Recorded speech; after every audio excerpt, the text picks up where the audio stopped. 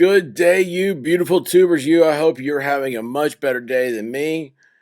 But there's some news that just came out of the court system in Florida. Have you heard the Parkland school shooting? This was the February 14th. What was a couple of years ago? Um, well, heck, let's just go ahead and get into it, right? The ex-Parkland school security officers found not guilty in trial over failure to confront the 2018 gunman, Nikolas Cruz. This is the man that was there. He walked around the campus. He carried a gun. He was supposed to make sure. I don't know what they're supposed to make sure of, but obviously, Florida does things differently than they do in Nashville.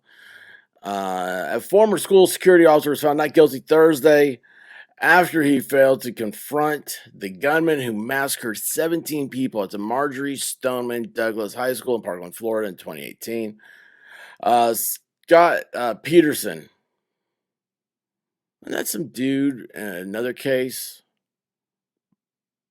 about his wife. Anyway, who was a Broward County Sheriff's deputy and worked as a resource officer at the Marjory Stoneman Douglas, was charged in 2019 with 7 counts of neglect of a child and 3 counts of culpable negligence and 1 count of perjury.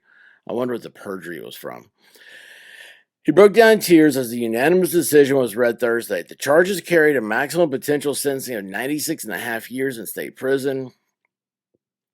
17 students, teachers, and staff were taken from us on February 14th, 2018.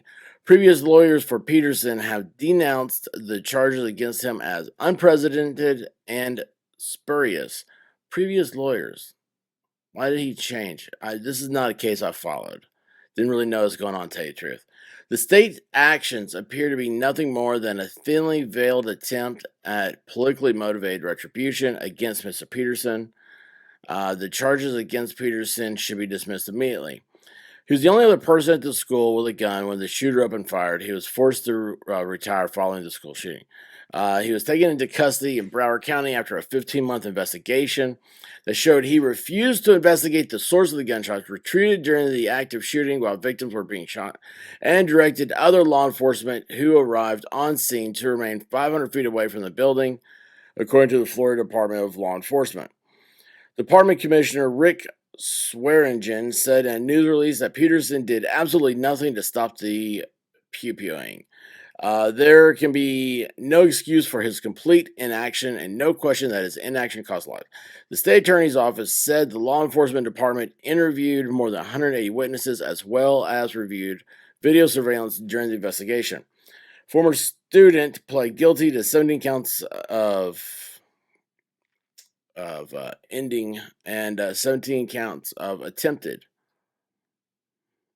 In 2022, a jury spared him from the death penalty, recommending that he be sentenced to life in prison without parole for the 2018 massacre. An interview with NBC's Today show there were 3 months after the incident happened, the former guard apologized to the families of the victims. "I'm sorry," he said through tears in the interview. The 33-year law enforcement veteran said at the time it wasn't fear that kept him from rushing into the school as the gunman stalked the halls with an AR. It was chaos, miscommunication, and his assumption that the was being fired outside by a sniper. Really? It's interesting. "I didn't get it right," Peterson admitted, "but it wasn't because of some, I don't want to go into that building. I don't want to face somebody in there." It wasn't like that at all. The article was originally published on NBCnews.com. Guys, I covered here the Nashville, identity confused person shooting, pew-pewing of the incident. And the cops there, they rushed in. There's another incident in Texas. Just saw they released the body cam footage. The cops there, they rushed in. So anyway, I'd like to show you guys one thing here real quick before we finish this out. Let's look at the video of the day this happened. Okay. And I want you guys put in the comments, say, what do you think? Would you do? What would your reactions be? So this is the school's video surveillance, and there is a staff person. There's the guy who just got off. Um, I say got off. I guess it was found not guilty. Should be the correct nomenclature. He and a staff member are seen driving towards the building in a golf cart. Look, we're the we're the cavalry. We're in a golf cart. Um, then right here, the deputy Scott Peterson stayed outside with his handgun drawn. Oh, he thought there was a sniper. That's the place to be. I don't know. During much of the shooting, the camera's view is blocked by a light pole. Isn't that funny? He hid behind a light pole. Um, so there he is. He's popping back out again. He's standing out there. Nobody knew what to do. This is like um Uvalde, Texas. I mean, it's the exact same thing. When I see this footage, I think to myself, well, what the heck, man? Like, you guys didn't do anything. What's wrong with you? There are kids in there. This is your job. Like, you've been trained for this. You've got backup. You've got the legal system. You've got all sorts of, you know, authority to go in there and act. Nobody else is. You had a firearm and training. Those kids didn't.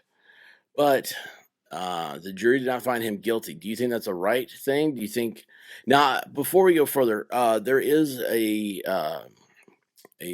legal theory, it's like the fireman statute, where like fireman's not liable for knocking down your door to get into your house and fight a fire. The police are the same thing. It's codified. It's common law. But we're seeing that we've got to a time where we blame the police for whether they act and now if they don't act. So, what do you guys think? Put something in the comments. Let's get this conversation going. Let's become a smarter audience and grow and be better people, guys. I stream every night 9 o'clock, just about every night 9 o'clock. Come check me out. We have a good time. Best chat on the tubes. I love you guys. Remember, stay sexy.